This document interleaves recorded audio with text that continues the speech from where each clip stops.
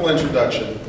Jane, thank you so much, not just for the introduction, but for your years of service and your passion for the young people of America and New Hampshire. We really appreciate you taking the time to be here, and I'm thrilled to have your support. It means a lot. I also want to thank Principal John Rees. Thank you so much for the great work that you do.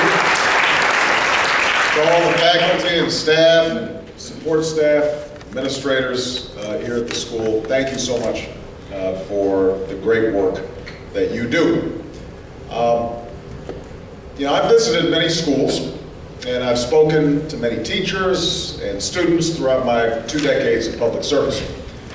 But one visit that I'll always remember is a visit I made to Dodge Elementary School on the west side of Chicago just a few years ago. I was talking to a group of young teachers there. It's a school in an impoverished neighborhood, but has been making terrific strides. They've recruited this very enthusiastic group of young teachers and a dynamic young principal. But there was one young teacher in particular. I asked her what she saw as the biggest challenge facing her students. And she gave me an answer that I had never heard before.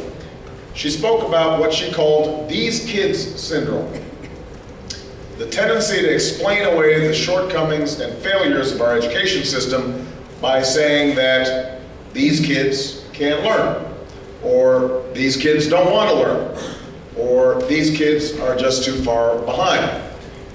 And after a while, these kids became somebody else's problem.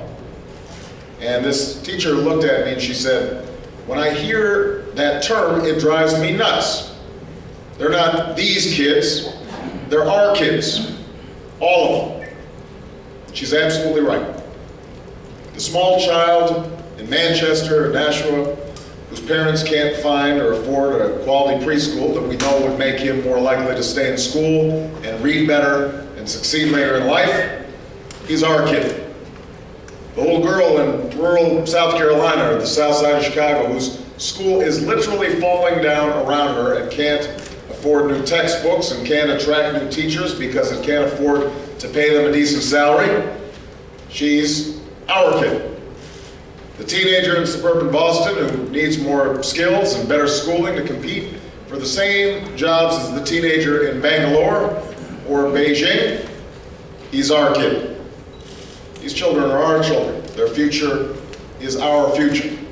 And it's time we understood that their education is our responsibility. All of us.